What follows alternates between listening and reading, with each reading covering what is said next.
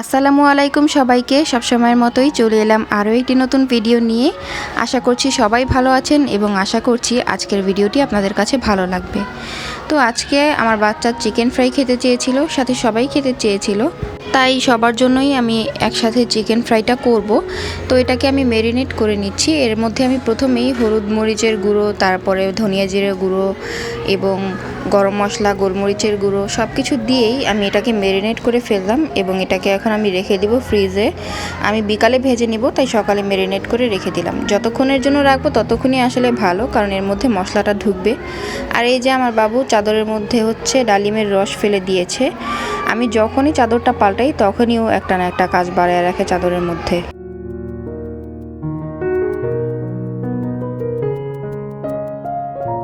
আজকের ওয়েদারটা সবসময়ের মতোই ছিল প্রচণ্ড গরম। আর ভিডিওটি যখন আপনাদের সামনে শেয়ার হচ্ছে তখন তো আসলে বৃষ্টি হবে, মানে বৃষ্টি হচ্ছিল। আর এটা ছিল কিছুদিন আগের ভিডিও।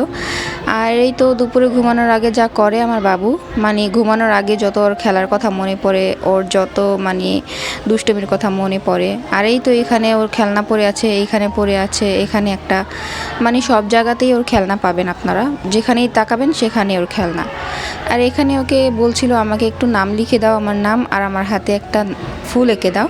তো আমি এটা দিয়েছিলাম আর আমাকে বলছে এটা একটু দেখাও। তো এই তো আপনাদের সাথে দেখিয়ে দিলাম, কেমন লাগলো আপনাদের কাছে জানাবেন।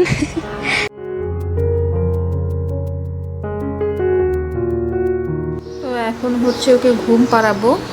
আর এই সময়টাতে প্রায় 1 ঘন্টা ওর সাথে স্ট্রাগল করা লাগে ঘুম পাড়ানোর জন্য। তো দেখা হবে বিকালবেলা, সন্ধ্যাবেলা। এখন ভিডিওটা এখানেই অফ করছি।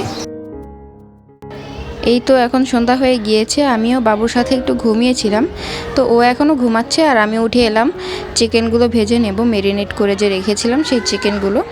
তো এখন আমি এগুলোকে একটা একটা করে দিয়ে দেব ফ্রাই প্যানের মধ্যে এবং এগুলোকে মিডিয়াম টু লো ফ্লেমে ভেজে নেব। বেশি তাপে ভাজা যাবে না, কারণ এগুলো তো আমি আগে থেকে সিদ্ধ করি নেই, তাই এগুলোকে বেশি তাপে ভাজলে ভেতরে কাঁচা থেকে যাবে এবং উপর থেকে শক্ত হয়ে যাবে। তো এই তো আমি এটাকে মাপ করে ভেজে নিচ্ছি।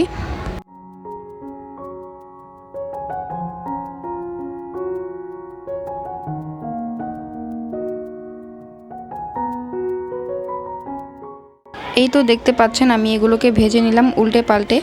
তো আমার এগুলো প্রায় হয়ে গেছে। এখন আমি এগুলোকে নামিয়ে নেব এবং বাকি যে অংশগুলো আছে সেগুলোকেও ভেজে নেব। তো সেগুলো আর আপনাদের সাথে শেয়ার করছি না।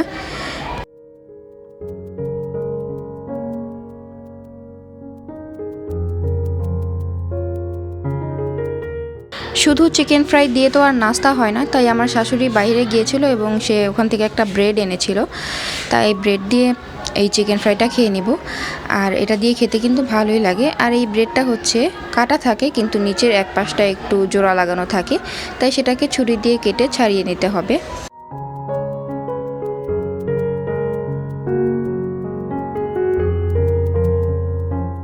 আমরা এখন চেষ্টা করি বাইরের নাস্তাটা অ্যাভয়েড করার, তারপরও বাইরে থেকে নাস্তা এনে খেতে হয়, কারণ প্রচণ্ড পরিমাণে গরম পড়েছে। আর এই গরমের মধ্যে ইচ্ছে করে না কিছু বানিয়ে খাই, তারপরও বানিয়ে খাওয়ার চেষ্টা করি। 1 দিন বা 2 দিন পর পর কিছু না কিছু ঘরের মধ্যে বানাই। তবে প্রত্যেক দিন তো আর বানিয়ে খাওয়া সম্ভব হয়ে ওঠে না, তাই কিছু কিছু দিন বাইরে থেকে খাবার এনে খাওয়ার চেষ্টা করি।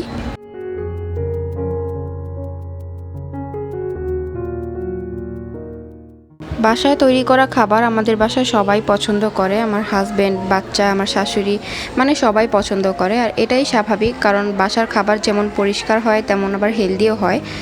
আর বাহিরের খাবারগুলোতে তেল থাকে অতিরিক্ত, আবার তেমন একটা পরিষ্কার পরিচ্ছন্ন থাকে না। সেই কারণে বাইরের খাবারগুলো অ্যাভয়েড করে যাওয়াই ভালো। তবে প্রচণ্ড গরমের কারণে আসলে বাইরের খাবারটা খেতেও হয় মাঝে মাঝে।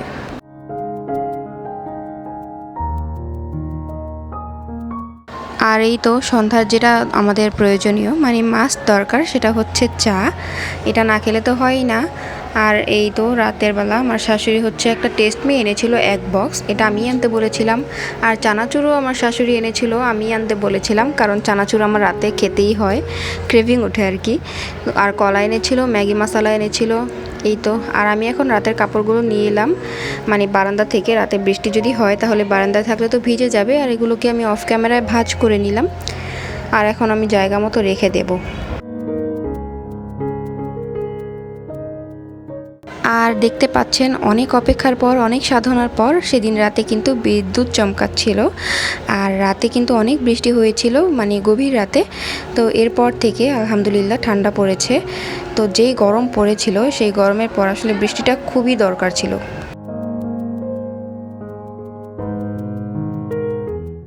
এটা ছিল পরদিন দুপুরবেলার ভিডিও।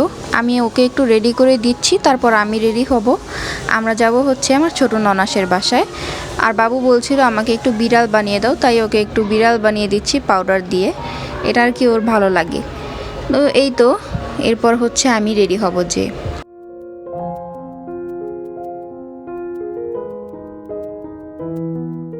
আমরা যারা গৃহিণী আছি, আমার মনে হয় প্রত্যেকটা দিনই সকালবেলা একরকম রুটিন নিয়েই ঘুম থেকে উঠতে হয়।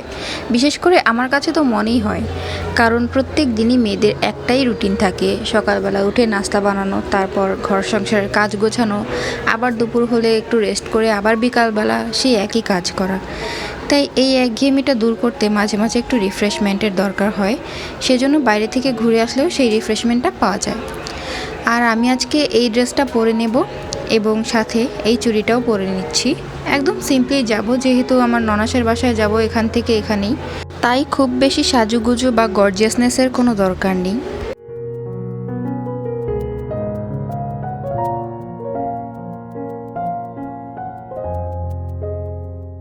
যেতে যেতে রাস্তায় হঠাৎ এই বিড়ালটার দেখা পেলাম। আর এই বিড়ালের দুইটা চোখ কিন্তু দুই কালার।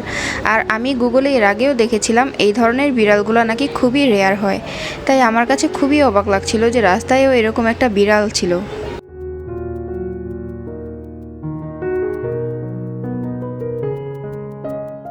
এই তো আমরা চলে এসেছি ওর ছোট ফুপির বাসায় এবং এখানে এসে কিছুক্ষণ সময় কাটাচ্ছি। আমি, আমার শাশুড়ি, শ্বশুর এবং আমার হাজব্যান্ড, বাবু সবাই গিয়েছিলাম। তবে সবাইকে ক্যামেরার সামনে আনি নাই, কারণ কেউ কেউ হয়তো কমফর্ট ফিল নাও করতে পারে, এটা যার যার পার্সোনাল বিষয়। তবে আমি তো আমার কাজ করেই যাচ্ছি, কারণ এটা হচ্ছে আমারও পার্সোনাল বিষয়।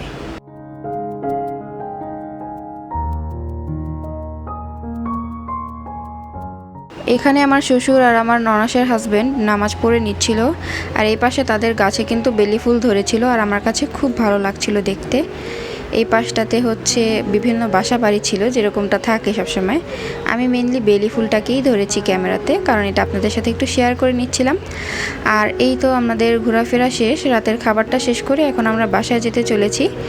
আর যদি ভালো লাগে আমার চ্যানেলটিতে সাবস্ক্রাইব করে দিয়ে আমার চ্যানেলের পাশেই থাকবেন। সবাই খুব ভালো থাকবেন। আল্লাহ হাফেজ। আজকে এখানেই শেষ করছি।